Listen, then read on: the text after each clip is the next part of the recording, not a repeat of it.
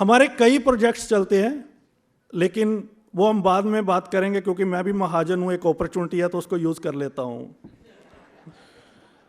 तो एक तो विनय सर, आपसे एक विनती है।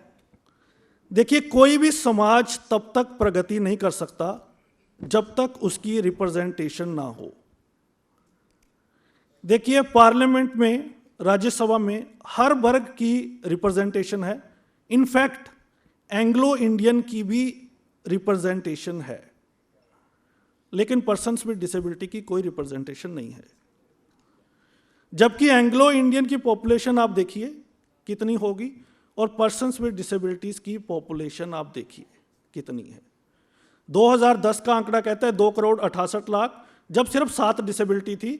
2016 के एक्ट में 21 डिसेबिलिटी है, और हमें लगता है कि जो डिसेबिलिटी का जो नया सेंसस होगा उसमें जो डिसेबल्ड की संख्या है वो 15 करोड़ से ज़्यादा है इंडिया में। वर्ल्ड हेल्थ ऑर्गेनाइजेशन कहती है कि हर 15वां शख्स डिसेबल्ड है, लेकिन हमारी राज्यसभा में, पार्लियामेंट में कोई सीट रिजर्व नहीं है।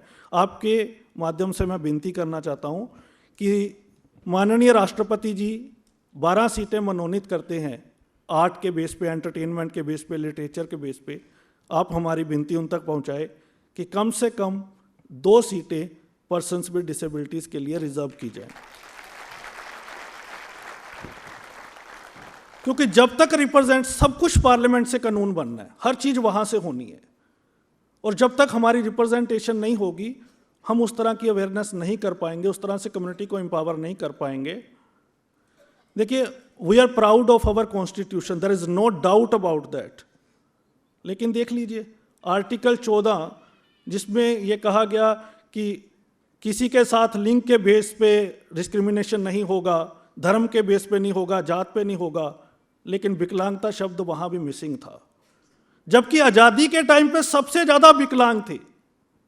जब पार्टीशन हुआ तो ये चीज़ें हैं जिस पे भी हमें बात करने की ज़रूरत है, और मुझे पक्का यकीन है कि देखिए ये पूरी हो ना हो, लेकिन विनय सर हमारी विनती ऊपर तक पहुंचाएंगे, मैं ऐसी कामना करता हूँ। बहुत बढ़िया।